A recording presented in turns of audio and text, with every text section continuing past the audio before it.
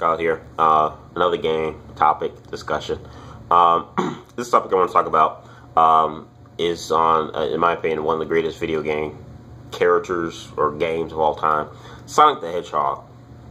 So basically, the topic I want to talk about on this subject is that can Sega save the Sonic video game franchise, or has the Sonic franchise gone down such independent trail to doom that there's no return of Sonic the Hedgehog and the franchise going back to its glory days, or reclaiming its glory days, or is it just flat out just dead? Like I said, it's at the point of no return. You know, Sonic the Hedgehog, everyone knows, is like one of the most iconic video game characters just alone. You even have to play his game, you just know who Sonic is. You know, I think it's really sad to say that, you know, out of the 20 years that Sonic the Hedgehog's been out, you know, this here is Sonic Classic Collection for the Nintendo DS. This came out about 3 years ago, or 4 years ago in 2009. You can get it brand new for $20. If you can find it used, you can get it even cheaper. But this game here has all four of some of the best Sonic games of all time. You have the original three, Sonics 1, 2, and 3 video games, as well as Sonic and Knuckles video game. These are all on this one little card, CM's card here, and they're all imports of the original Sega Genesis. So because it's imports on the DS, do not expect the graphics to be like DS graphics. It has Genesis graphics, noted rightfully so, because it's directly imported from that console. It's sad to say that this imported of these timeless classics are better than any other Sonic game that Sega has released over the last decade. That's really sad to say. Like I said, noted, these games are classic, they're timeless, but really, like, they have not come out with anything better or improved on since the 90s with Sonic the Hedgehog, and that's really, really sad. Like I said, especially for such an iconic and well-beloved video game / character. You know, I think, I don't know what Sega was thinking. I know Sega kind of started this whole thing back with Sonic Adventure. Sonic Adventures 1 and 2 both came out in late 1999, early 2000, depending on where you live, the part of the world, Japan or the US. Sonic Adventure came out 1 and 2 for the Dreamcast.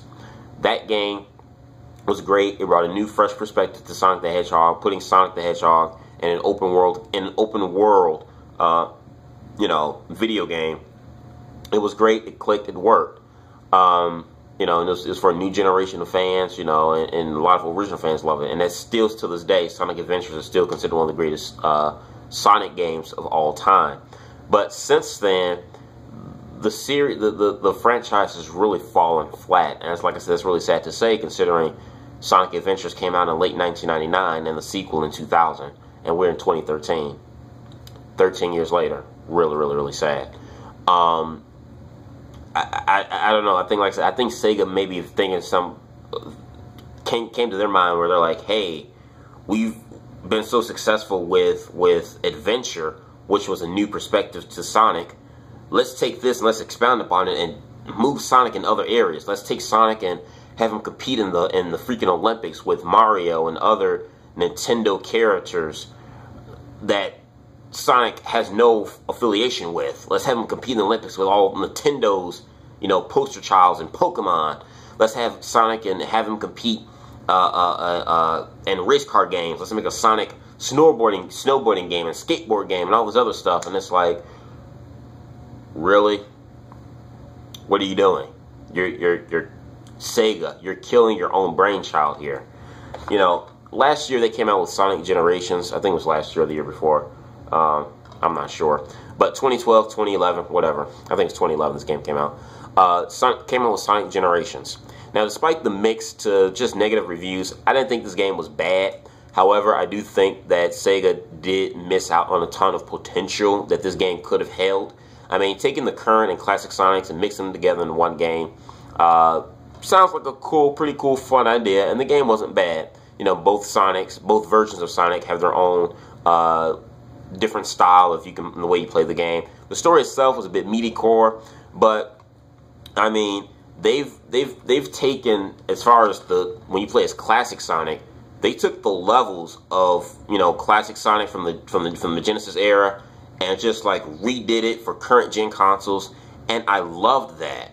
And it really made me wonder, what if Sega kind of went back to their old roots? Because if you really think about it, nobody ever really had a problem with Sonic the Hedgehog, and, you know, in the traditional, you know, sliding screen, side view screen, and you running up through the ramps and different obstacles. Nobody had a problem with that. You go back to summer, I think it was summer 2008, summer 2009.